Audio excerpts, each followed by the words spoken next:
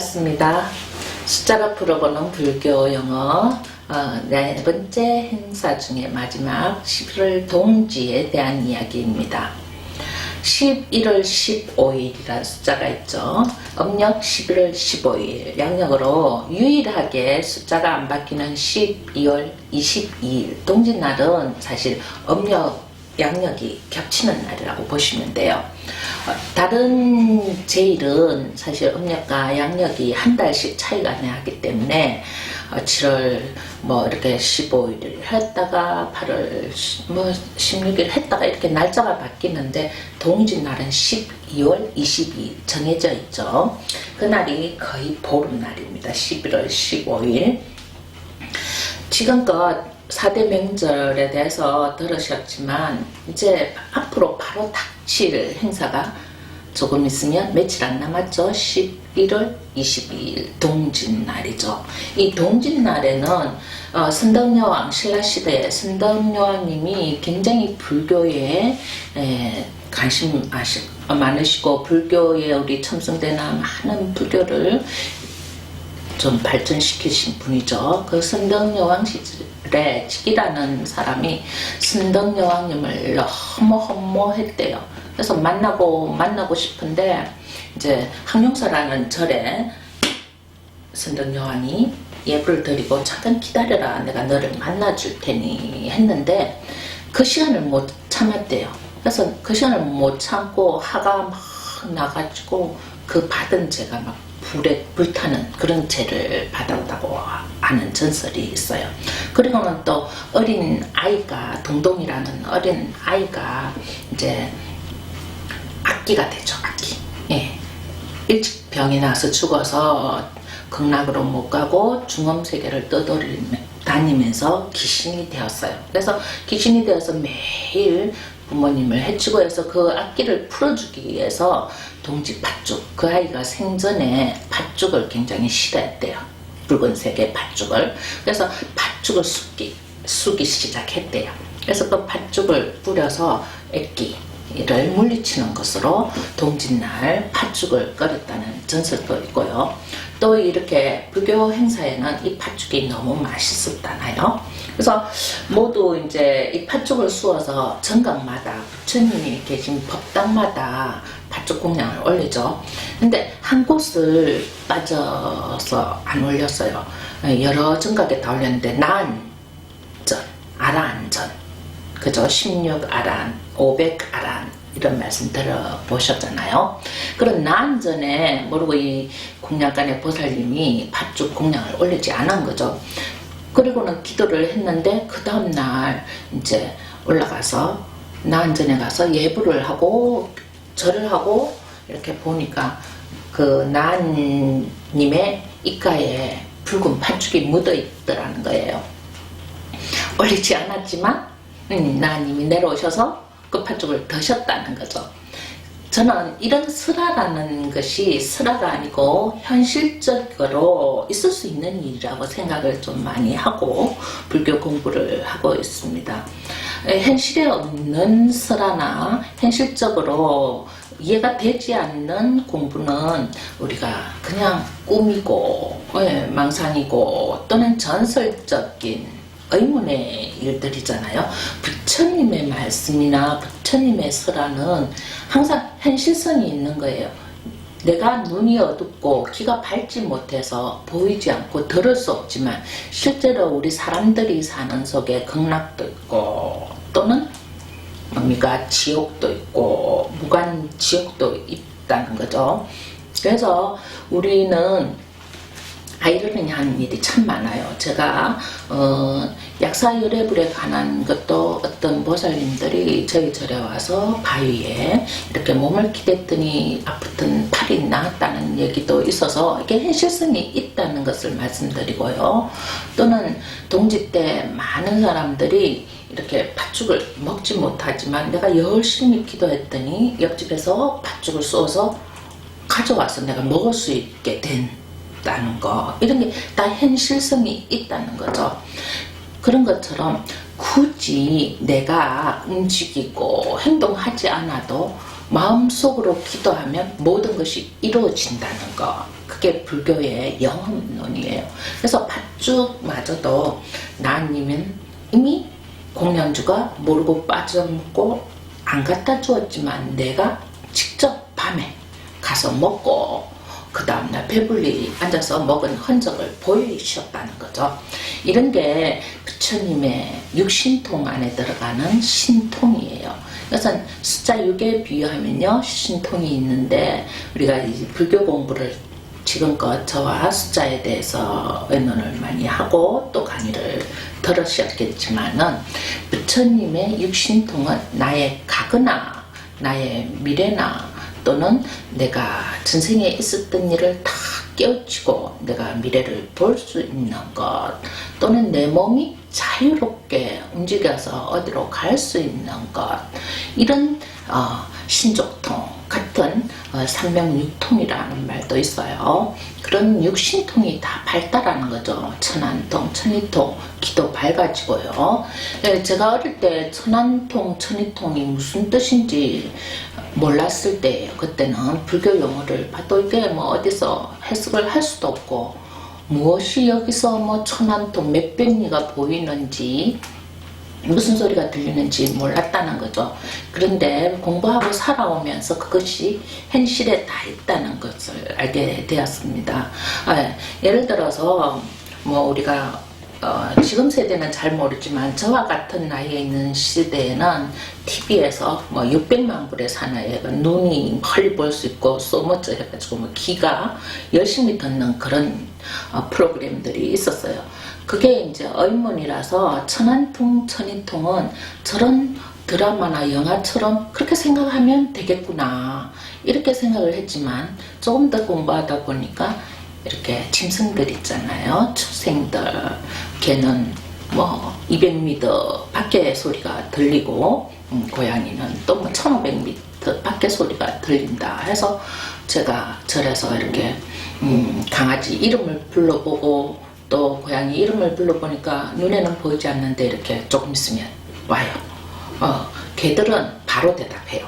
근데 고양이들은 대답이 하지 않는데 시간이 좀 걸려요.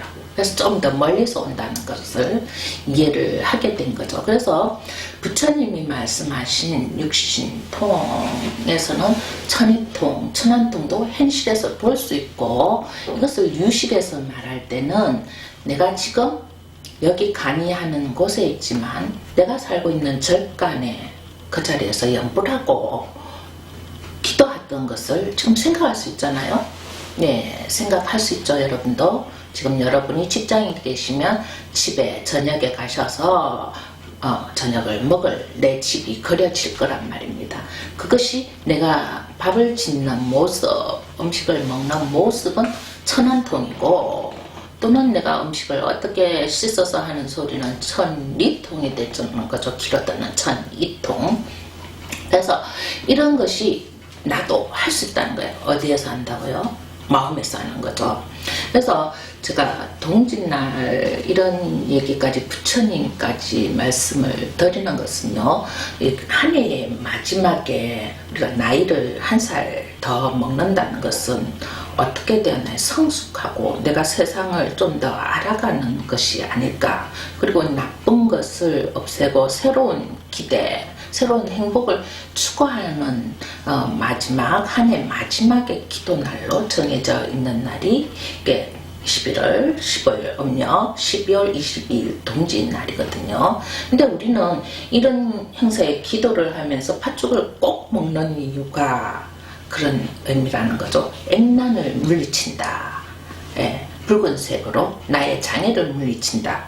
절에 가셔서 여러분들이 법을 많이 들었을 거예요. 7월 백중에는 백중에 맞는 우람분절이나 또는 동짓날에는 동지에 맞는 액난을 물리치는 설화를 많이 들었지만, 그 설화에 기해서는 안 된다는 얘기를 제가 드리기 위해서 부처님의 육신동까지 말씀을 드렸는데요. 모든 설법이 4월 초파일에는 연등을 밝히는 이유가 물질적으로 합리되어 있고요. 또는 7월 백중에 대중공양으로 사람들이 편안함을 또 추구하는 게 있고요. 동지 날에는 또 옛날에는 물리치기 위해서 기도를 해야 되는 그런 것으로 단순하게 이 불교 행사가 정해지고 법을 쓰라게 돼 있는데요. 그렇게 말하는 설법보다는 행사가 사실은 굉장히 전국적으로 전 세계적으로 대단하게 이루어지고 있잖아요. 정월보름이면 전 세계인이 다 달을 보고 기도한다면은 이 법의 설명은 너무 짧고 너무 단순하고 그냥 재미로 가는 실체가 없는 그냥 전설적인 얘기로 법문을 하게 된다는 거죠. 저는 그런 얘기를 제가 어렸을 때 절간에 가서 스님들께 들을 때는 그날이 그날이었어요. 이게 무슨 얘기냐 하면요. 4월 초파일에는 항상 부처님이 등을 다는 이야기만 하고 7월 백중에는 항상 우라분들 목련존자 이야기만 하고 더 이상의 법의 얘기나 우리가 수행해야 될 부처님의 진리의 이야기하고는 관계가 좀 없더란 이야기죠.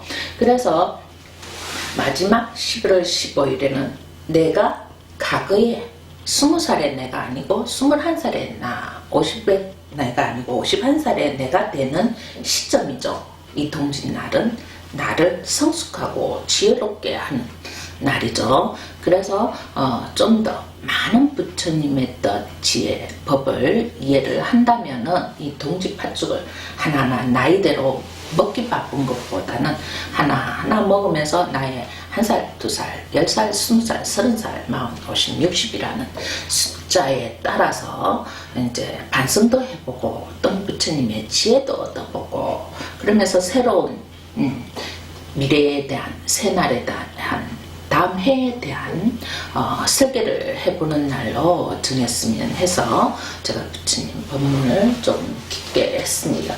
그래서 이런 부처님의 행사가요 11월 15일이 4대 명절 중에 들어가고요 7월 보름 백중에 대한 이야기도 했고요 또는 이제 업장으로 인한 견우, 직녀, 사람과 사람에 대한 인연법의 슬픈 견우성, 직녀성의 별자리 이야기 이런 이야기도 제가 했습니다. 그리고 제일 중요한 부처님 오신 날 천상천하 유아독존 모두 평등하게 깨우칠 권리가 있다. 중생이라면 모두 평등으로 가야 된다. 구분이 없다. 이런 말씀을 전하기 위해서 부처님이 태어나셨다. 이런 이야기고요. 또는 이제 한해의 시작 정월 대보름에 우리가 지은 법을 소멸하고 우리한테 오는 병적인 것 이런 것을 불언을 통해서 부스럼도 깨고 수명도 길게 음식을 먹고 오곡밥을 나눠 먹고 길을 밝게 기박기 술을 마셔서 부처님 설법을 좀 잘 들을 수 있게 이런 행사를 하는 것이 불교의 4대 명절이 아닌가 부처님 말씀을 들어보는 계기가 되는 그런 날이 아닌가 해서 제가 이렇게 숫자와 그림으로 표현을 해보았습니다. 그리고 일반 사람들이 절에 무심코 간암절이라 해서 관세음보살 점검만 하고 오는 날이 아니고 이분이 나의 업장을 소멸을 해주고 관세음은 나의 소리를 듣고 내 소원을 성취해 준다는 날이기도 하고요.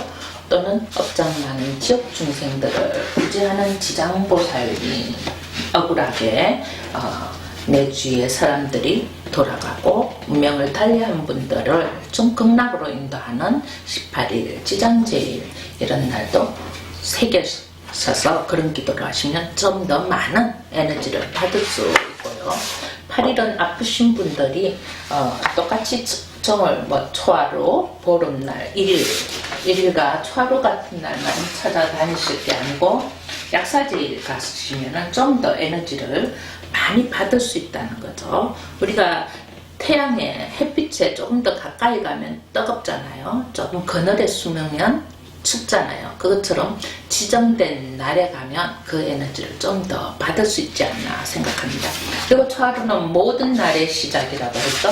그래서 기도는 초하루에 몸을 가지런히 닦고 내가 보호받을 수 있는 신중들, 나의 수호신, 제석, 천왕, 범천왕 또는 사천왕 이런 부처님을 지키는 신장, 신중님께 기도를 해서 주위에 있는 나의 인연들이 나를 보호하는 좋은 인연으로 오기를 기대하고 기도하시는 날로 잡으시면 되겠습니다. 이렇게 해서 절에 대한 모든 행사와 제일에 대해서 숫자 공부를 했는데요. 어떠셨는지 잘 모르겠지만 도움이 좀 되었으면 하는 바람입니다.